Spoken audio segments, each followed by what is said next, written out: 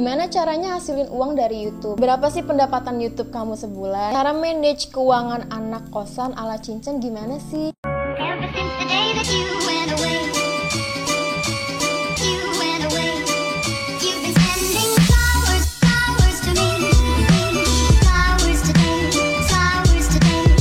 Next question, cara manage waktu antara bikin video YouTube dan kuliah gimana gitu. Jadi kalau misalkan aku udah berniat untuk bikin konten, aku bakal bikin strategi dulu nih, kayak aku kuliah atau aku bakal ngerjain tugas kuliah dari jam berapa sampai jam berapa, dan sisanya itu aku bakalan gunain waktunya untuk bikin video YouTube gitu.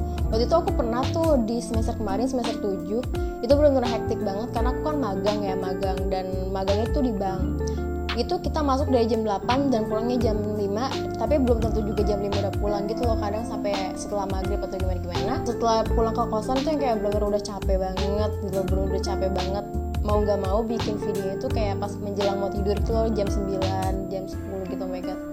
Pokoknya tetap semangat. Nah, ini paling banyak banget teman-teman nanya, ada gak sih YouTuber yang bikin kamu jadi terinspirasi? Nah, jadi motivator aku untuk bikin channel YouTube, salah satunya adalah, mungkin teman-teman tahu ya, vlogger Korea namanya Ondo. Pasti teman-teman juga ada beberapa yang tahu, dan aku tuh benar-benar terinspirasi banget dari Uni Ondo karena keestetikan dan sesimpel itu, kayak bikin menenangkan aja gitu videonya, dan aku suka keestetikan juga kan. Jadi aku benar-benar terinspirasi dari Mbak Ondo ini, dan mungkin teman-teman yang udah nontonin video-video aku kayak A Day in My Life, dan banyak juga yang komen katanya, kok ngikutin Ondo kok kayak Korean vlogger bla bla bla bla. Pokoknya aku hanya bisa jawab aku terinspirasi dari Korean vlogger, dan Korean vlogger itu kan bukan cuma Ondo doang ya, masih banyak yang lainnya. Dan tetap aku tuh memakai versi kearifan lokalnya gitu loh. Jadi aku nggak 100% kayak Korea banget, enggak. Nah, ini lumayan banyak juga nanya, katanya kenapa video awal di YouTube kamu cuma setengah muka alias menjadi anonimus. Nah, waktu pada saat awal-awal bikin YouTube, jujur aku masih malu ya, karena ya gimana ya, walaupun aku orangnya pede banget nih kalau misalnya ngomong depan publik, tapi untuk di-upload ke sosial media, apalagi YouTube itu kan platform aplikasi yang paling banyak yang digunakan oleh orang, dan yang nonton tuh gak satu Indonesia doang, tapi seluruh dunia gitu kan.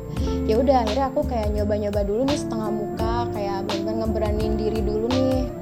Kayak gitu, aku juga alasan yang paling terkuatnya adalah aku tuh pengen nunjukin di video tuh bener-bener visual di dalam video tersebut, visual objek ya. Jadi aku nggak mau terlalu nunjukin muka gitu loh. Nanti orang-orang tuh fokusnya pada fisik, bukan pada objek yang ada di video tersebut. Jadi itu alasan terkuat aku.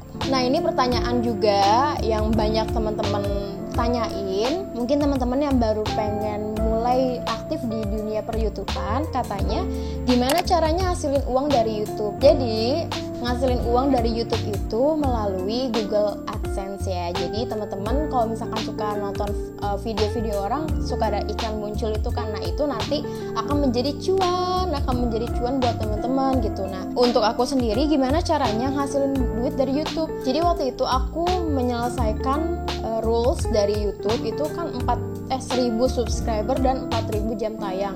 Itu alhamdulillah aku menyelesaikannya, maksudnya memenuhinya itu dalam waktu 1 minggu lebih gitu kan. Nah, dari situ aku nunggu kan kapan iklan aku bakal dimonetize sama YouTube gitu kan. Aku nunggu hampir 3 bulan iklan aku tuh nggak di ACC. Akhirnya aku kayak aduh gimana ya, aku juga butuh gitu kan, namanya mahasiswa gitu kan. Ya udah, akhirnya ada yang nawarin aku untuk masuk manajemen YouTube. Akhirnya aku masuk deh ke manajemen YouTube, dan otomatis iklan di YouTube kita akan muncul kayak gitu. Nih banyak yang kepo nih, berapa sih pendapatan YouTube kamu sebulan? Jadi pendapatan aku itu nggak cuma dari YouTube ya, aku tuh punya online shop juga, terus aku juga punya program-program yang lainnya untuk menghasilkan pundi-pundi cuan gitu. Kalau misalkan untuk dari AdSense sendiri atau dari iklan YouTube itu menurutku nggak terlalu banyak. Dan sekarang aku tuh lagi fokus ke yang lainnya juga, kayak program afiliasi link. Itu juga salah satu pendukung yang paling banyak juga untuk mendapatkan pendapatan aku per bulannya. Dan aku juga punya online shop buat nambah-nambahin uang jajan keseharian untuk makan lah gitu, untuk makan anak kosan. berapa pengeluaran tiap bulan. Nah jadi aku itu mengelompokkan per bulannya bakal ngeluarin duit berapa sih gitu. Jadi aku ngelompokin dulu nih, untuk bayar kosan segini udah aku buletin gitu, udah aku pisahin. Dan untuk biaya kayak makan kayak gitu-gitu aku itu nyisihin 200.000 untuk beli bahan makanan, karena aku kan masak kan. Jadi 200.000 itu gimana caranya bisa sampai sebulan gitu. Nggak bisa sampai sebulan sih, kayak dicukup-cukupin lah 200.000 sebulan. Tapi kalau misalkan aku kayak pengen GoFood atau yang lain-lainnya juga aku pasti ada sih. Nanti itu masuknya ke uang emergency gitu. Nah kalau misalkan untuk laundry itu aku patokin kayak 50.000 sampai 100.000. Dan aku juga kan kosannya pakai token listrik ya, jadi aku nyisihin juga 200.000 untuk token listrik. Tapi sampai saat ini 200.000 tuh bahkan lebih dari sebulan gitu, asal kita hemat aja sih, hemat make AC sih terutama. Jadi aku make AC tuh cuma pas tidur doang. Dan untuk keperluan kayak sabun, sampo kayak gitu-gitu aku budgetin 150.000 per bulannya. Nah ini banyak juga yang nanya, dari tadi banyak juga yang nanya. Intinya semua pertanyaan dijadiin satu karena banyak yang nanya gitu ya. Nah, kata ada yang nanya, cara manage keuangan anak kosan ala Cincin gimana sih? Nah jadi aku itu pakai prinsip kayak gini, 50% itu untuk pengeluaran atau kebutuhan tiap bulan, 30%-nya itu untuk aku tabung, dan 20%-nya itu untuk aku jadikan biaya emergency. Misalkan emergency itu ketika kita sakit atau ketika kita ada butuh duit lain-lain, itu masuknya ke kita ngambilnya uang emergency gitu. Jadi untuk keperluan per bulannya aku make dari pendapatan aku itu 50%, dan 30%-nya aku juga nggak lupa untuk aku tabung kayak gitu. Ada yang nanya lagi, bikin video YouTube pakai kamera apa? Jujur ya, dari awal aku bikin YouTube sampai saat ini aku bikin video, aku cuman pakai HP iPhone 6s. Bener-bener pakai iPhone 6s doang. Dan menjadi pendukung video aku mungkin bagus itu karena cahaya lampu ya. Dan aku sampai saat ini pun masih pakai cahaya lampu dari lampu tidur. Tapi alhamdulillahnya di video ini pertama kalinya aku beli ring light, dan aku pakai ring light. Terima kasih. Nah ini beneran banyak yang nanya nih, edit video YouTube pakai aplikasi apa? Jadi aku cuma pakai aplikasi iMovie bawaan dari HP, satu lagi InShoot. Mungkin teman-teman juga udah familiar banget ya sama aplikasi InShoot. Teman-teman bisa download di Play Store dan App Store juga banyak. Terus ada yang nanya, edit foto pakai aplikasi apa? Nah, aku tuh selalu edit foto pakai aplikasi VSCOcam. Untuk filter dan lain-lainnya aku udah naruh di highlight Instagram aku. Mungkin teman-teman nanti bisa cek di sini highlight yang ada di sini. Nanti teman-teman langsung cek ya. Next, alasan Cincang menerapkan konsep estetik di setiap video. Nah, karena menurut aku untuk nonton video YouTube itu kan butuh kayak eye catching gitu kan. Nah, kebetulan konsep video aku itu estetik kan. Jadi aku pengen penonton tuh yang nonton video aku tuh tenang, terus kayak ngerasa enak gitu loh, dilihat matanya tuh enak, terus untuk ngedengerinnya juga enak. Jadi aku membuat konsep estetik itu untuk membuat penonton nyaman sama video yang aku buat gitu. Terus ada yang nanya lagi, Cincang introvert atau extrovert? Aku nggak tahu ya, aku itu introvert or ambivert. Ambivert itu pokoknya tengah-tengah dari introvert dan extrovert gitu kan. Nah kalau misalkan menurut aku ya, aku nggak ngerti sih aku masuknya ke introvert atau ambivert. Tapi aku itu ciri-cirinya pokoknya teman-teman bisa simpulin sendiri aku orangnya gimana. Aku tuh paling pede banget untuk ngomong di depan umum. Aku tuh bisa banget ngomong bla bla bla. Aku tuh sangat pede, bahkan bisa dibilang kepedean gitu loh. Dan aku suka banget berinteraksi sama orang yang sejalan sama aku. Jadi kalau misalkan ada orang nih yang mungkin menurut aku nggak satu frekuensi sama aku, itu aku kayak gak ngambil banyak waktu untuk melanjutkan obrolan terlalu panjang gitu loh. Jadi aku lebih suka berdiskusi dan ngobrol sama orang-orang yang satu frekuensi sama aku gitu. Dan aku juga anaknya rada susah untuk beradaptasi. Bukan beradaptasi sih, kayak kalau misalkan lagi ada perkumpulan baru gitu kan, terus disuruh ngumpul, aku tuh kayak masih malu-malu gitu. Tapi kalau misalkan udah kenal sama mereka itu bener-bener bisa gila banget. Dan aku juga suka banget untuk hangout itu sendiri. Aku nggak ngerti ya, aku tuh lebih nyaman sendiri atau sama temen tuh paling 1 atau 2 orang. Jadi kita bertiga atau berempat itu udah paling maksimal yang membuat aku nyaman gitu. Kalau misalnya kayak bareng-bareng bergerombol tuh masih nyaman sih, cuman apa ya, lebih enak tuh lebih dikit aja gitu orangnya. Dan aku juga suka me time sama diriku sendiri, itu udah paling the best sih. Kayak nonton sendiri, makan sendiri, atau jalan sendiri tuh udah bener paling the best banget. Hal yang paling the best yang selama ini aku lakuin sendirian kayak gitu. Teman-teman bisa simpulin aku introvert atau ambivert or extrovert. Ini sisa 4 pertanyaan lagi. Ini mungkin pertanyaan 4 ini agak lebih deep kali ya. Ada yang nanya katanya gini, kalau bisa bicara dengan diri kita sendiri, apa yang bakal Cinchan ucapin? Terutama untuk diri aku sendiri, kalau misalkan diri ini bisa ngomong, bisa aku ajak ngobrol, bisa aku ajak diskusi, aku pertama-tama mau berterima kasih dulu untuk diri aku sendiri. Berterima kasih udah kuat, udah melalui proses segalanya dari benar-benar nol sampai saat ini. Aku mau berterima kasih sama diriku sendiri, dan aku juga mau berterima kasih untuk selalu support jiwa serta fisik aku gitu kan, karena kan pelengkapnya juga kan dari jiwa, dari fisik dan segala macam. Intinya aku mau berterima kasih, dan aku juga pengen bilang ke diri aku untuk bisa lebih berdamai dan memaafkan kesalahan-kesalahan yang sering terjadi di diri ini gitu. Jadi pertama akan berterima kasih, dan kedua akan memaafkannya, seperti itu. 3 pertanyaan terakhir. Ketika Cinchan lagi merasa down, biasanya apa sih yang Cinchan lakuin?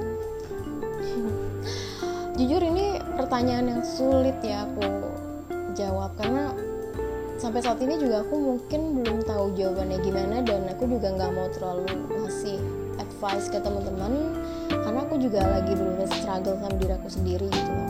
Paling yang aku lakuin ketika aku lagi down itu pertama nangis sih. Nangis tuh udah paling udah paling simpel gak sih nangis. Udah gitu aku bakal nonton film atau ngedengerin lagu yang benar-benar bisa ngedorong aku buat nangis. Nangisnya tuh kayak benar-benar dikeluarin semua gitu loh. Udah gitu aku bakal cari temen, bener-bener cari temen yang aku percaya, tentunya aku percaya, dan aku percaya dia bisa mendengarkan dan memberikan masukan yang baik gitu. Intinya sih kalau lagi down itu cuma pengen didengerin gak sih? Pokoknya yang penting kita cerita terus didengerin, terserah deh mau paham atau gimana, yang penting kita cuma butuh didengerin gitu kan. Nah tapi mungkin kalau misalnya teman-teman udah kalut banget dengan diri sendiri, udah cerita ke teman, udah take your time sebaik mungkin dan masih belum bisa membantu diri kalian, teman-teman bisa langsung hubungin ke profesional. Teman-teman bisa langsung konsultasi ke psikolog. Sekarang kan udah banyak tuh aplikasi yang bisa langsung konsultasi ke psikolog gitu. Mungkin teman-teman bisa memanfaatkan itu, dan mungkin teman-teman untuk lebih mau serius lagi gitu kan, untuk tahu kenapa sih di diri kalian tuh kenapa gitu, mungkin teman-teman langsung bisa datang ke psikiater gitu. Next question, 2 terakhir. Cara mengatasi kekhawatiran akan masa depan seperti apa? Jadi kayak gini, aku tuh selalu memakai prinsip apa yang kamu lakuin sekarang itu akan kamu hasilkan di masa depan gitu. Apa yang kamu tanam sekarang itu akan kamu tuai di masa depan. Jadi kalau misalnya teman-teman udah nanam nih dari saat ini tuh benar-benar yang positif aja gitu, positif yang baik-baik, dan teman-teman udah melakukan itu dengan sekeras teman-teman, sekeras usaha teman-teman gitu. Pokoknya teman-teman harus sabar, dan teman-teman harus percaya bahwa insya Allah gak bakal ngehianatin pada akhirnya gitu. Lalu berdoa aja, berikanlah yang paling terbaik dari yang terbaik. Nah ini pertanyaan terakhir yang mungkin bakal menutup video Q&A ini. Ada yang nanya, 3 moto motivasi Cinchan apa sih? Jadi pertama, aku itu selalu pakai moto stay classy, not trashy. Jadi artinya adalah kita harus tetap menghargai diri kita. Gak boleh nanemin di diri kita tuh yang negatif-negatif, yang remeh-remeh tuh gak boleh banget ya kita tanemin di diri kita, karena diri kita itu lebih berharga dari apapun dan siapapun gitu loh. Jadi aku benar-benar nanemin yang positive vibes mulu ke diri aku ini, karena bikin tubuh kita tuh jiwanya tuh kayak positif aja kayak gitu.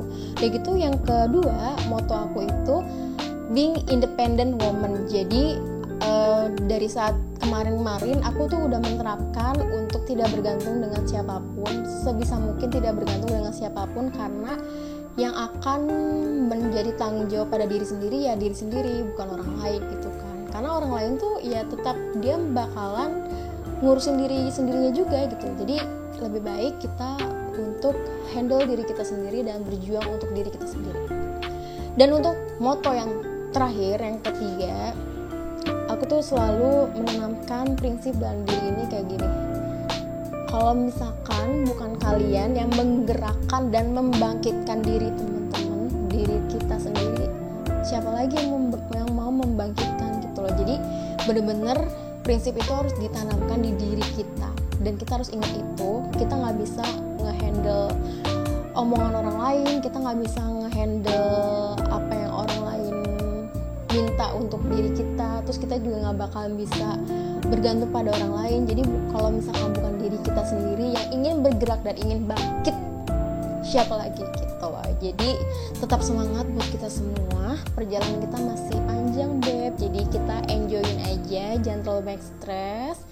Bukan jangan terlalu banyak stres sih, kayak kalau misalkan udah berusaha untuk positif ya udah positif aja. Pasti ada kok kayak waktu-waktu kita lagi ngedown atau kayak gimana, itu manusiawi. Aku juga masih seperti itu gitu. Dan nanti mungkin teman-teman kalau misalkan aku udah nemuin gimana caranya kayak biar ningkatin percaya diri atau ningkatin biar kita nggak selalu kayak mental breakdown atau lagi ngedown gitu, nanti aku bakal sharing lagi ke teman-teman. Aku nggak bakal lupain teman-teman, aku bakal sharing sebanyak-banyak ke teman-teman gitu. Oke, 37 pertanyaan telah aku nyicek. Oke, 37 pertanyaan udah aku jawab semua. Semoga jawaban aku semuanya tadi bisa membantu atau bisa bermanfaat buat teman-teman yang tadi mungkin ada tips-tips sedikit dari aku gitu. Dan sekali lagi aku mau ucapin terima kasih banyak untuk 50.000 subscribernya. Aku sayang teman-teman semuanya, 50.000 teman-teman aku. Semoga kita bisa bertemu nanti someday. Buat teman-teman yang belum subscribe dan baru datang ke channel aku, selamat datang dan silahkan di subscribe dulu. Jangan lupa dinyalain lonceng notifikasinya, dan jangan lupa juga di like dan komen di bawah. Mungkin teman-teman mau ngasih feedback yang positif lagi buat aku ucapin terima kasih. Dan mohon maaf banget kalau misalkan banyak kata-kata atau kalimat yang berulang dari tadi, mohon dimaklumin. Sekarang aku tutup video ini dan kita bakal ketemu lagi di video yang selanjutnya. Aku pamit undur diri. Wassalamualaikum warahmatullahi wabarakatuh.